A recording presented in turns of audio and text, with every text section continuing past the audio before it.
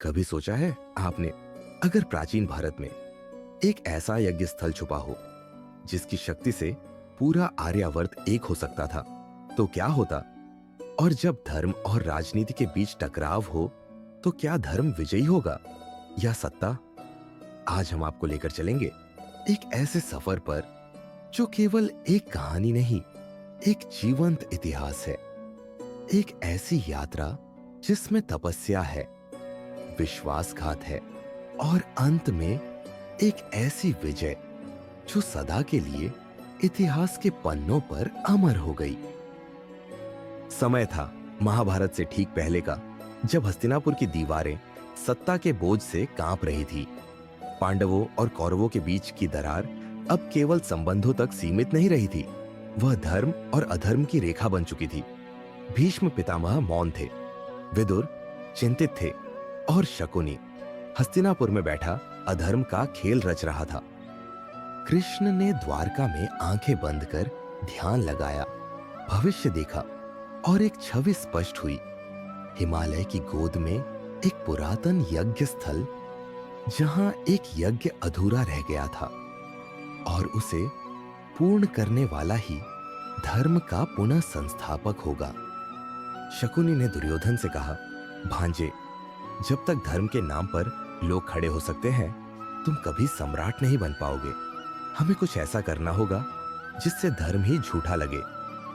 उसी रात उसने अपने गुप्तचरों को उत्तर दिशा में भेजा। उद्देश्य था धर्मयज्ञ नामक एक प्राचीन रचना को नष्ट करना, जिसका उल्लेख वेदों के उपसंहार में मिलता था। माना जाता था कि यह यज्ञ अगर पूरा हो गया तो धर्म स्वयं सत्ता बन जाएगा। हिमालय के एक दुर्गम शिखर पर, जहां कोई नहीं पहुंच सकता, वहां रहते थे ऋषि वशिष्ठ। वही वशिष्ठ जो युगों से कालचक्र से बाहर थे, धर्मयज्ञ के रक्षक। विदुर को गुप्त रूप से यह समाचार मिला। उन्होंने भीम को भेजा, परंतु अकेले नहीं, साथ गए एक ब्राह्मण वेशधारी रहस्यमयी युवक, जिसका नाम था अरुण। अरुण की आंखों में एक अजीब सी चमक थी। न पांडव न कौरव, वह केवल धर्म के लिए था। ऋषि वशिष्ठ ने 3 प्रश्न पूछे। 1, धर्म और सत्ता में बड़ा कौन? दूसरे, युद्ध और यज्ञ में श्रेष्ठ क्या? 3, जब अपने अधर्मी हो जाए तो धर्म किसे कहा जाए?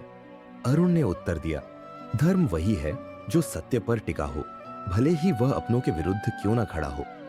वशिष्ठ मुस्कुराए। उन्होंने कहा, धर्म यज्ञ एक अग्नि नहीं, एक आत्मिक प्रक्रिया है। यदि यह पूर्ण हुआ तो हस्तिनापुर स्वयं धर्मराज को सौंपेगा अपना सिंहासन। दूसरी ओर शकुनी और कर्ण ने गुप्त रूप से एक गंधर्व तांत्रिक सी को बुलाया, जो धर्मयज्ञ स्थल की आकाशीय रेखा को काट सकता था, ताकि उसका प्रभाव समाप्त हो जाए। उन्होंने योजना बनाई कि पूर्णिमा की रात्रि को यज्ञ स्थल की शक्ति तोड़ दी जाएगी और कौरव सत्ता की घोषणा कर देंगे। श्री कृष्ण ने युधिष्ठिर को संदेश भेजा, विजय तलवार से नहीं, प्रकाश से होती है। धर्मयज्ञ को पूर्ण करने भेजो अपने सबसे विश्वसनीय को, और याद रखो, धर्म के रथ का सारथी यदि अधीर हो गया तो रथ टूट जाएगा। अरुण को भेजा गया, लेकिन उसके पीछे पीछे द्रौपदी भी गई, भिक्षुणी वेश में। उसे संदेह था कि इस यज्ञ से जुड़ा कोई गुप्त रहस्य उसके पूर्वजों से भी जुड़ा है। यज्ञ आरंभ हुआ, अग्निकुंड धधकने लगा। मंत्रों के बीच वशिष्ठ बोले, यह यज्ञ अश्वमेध नहीं, आत्ममेध है। इसमें पांडवों और कौरवों दोनों की एक आत्मा समर्पित होगी। केवल एक ही बचेगा जो आर्यावर्त का रक्षक होगा। अरुण ने एक पवित्र जल में स्नान कर यज्ञ में प्रवेश किया, और तभी शकुनी ने उस रात गंधर्व तांत्रिक से यज्ञ स्थल की ऊर्जा खींचनी शुरू कर दी। अचानक पृथ्वी कांपी, यज्ञ कुंड की अग्नि बुझने लगी। अरुण अचेत हो गया, लेकिन तभी द्रौपदी ने दीपक जलाया। धर्म स्त्री में छुपा है, नाश में नहीं, सृजन में। और उस दीपक की लौ से यज्ञ कुंड फिर जल उठा। कृष्ण वहां प्रकट हुए।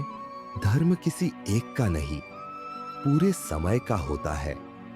जो समय के विरुद्ध चले वह स्वयं मिट जाता है। यज्ञ पूर्ण हुआ। अरुण की आंखें खुली। उसके माथे पर उभरा एक त्रिशूल चिन्ह। वशिष्ठ बोले, यह कोई साधारण नहीं, यह ऋषि दधीचि का पुनर्जन्म है, जो अस्थियों से धर्म की शक्ति बनाएगा। यह वही है जो धर्म के लिए अपने को अर्पित करेगा। भीष्म को जब यह ज्ञात हुआ, उन्होंने धर्म यज्ञ की सफलता पर मौन व्रत लिया। अब युद्ध टल नहीं सकता, लेकिन मैं दोनों पक्षों को देख चुका हूं और जानता हूं धर्म केवल एक ही मार्ग से बचेगा, बलिदान से। कृष्ण ने अंत में कहा, आज धर्मयज्ञ तो पूर्ण हुआ, लेकिन अभी युद्ध शेष है। शकुनी का षड्यंत्र समाप्त नहीं हुआ, लेकिन धर्म अब जाग चुका है। अब जो भी अधर्म करेगा उसका विनाश निश्चित है। अरुण, जिसने धर्मयज्ञ पूर्ण किया वह युद्ध में नहीं लड़ा। वह हिमालय लौट गया, एक गुफा में समाधि लेने। उसकी समाधि आज भी छुपी है, जहां समय समय पर रहस्य प्रेमी साधक जाते हैं।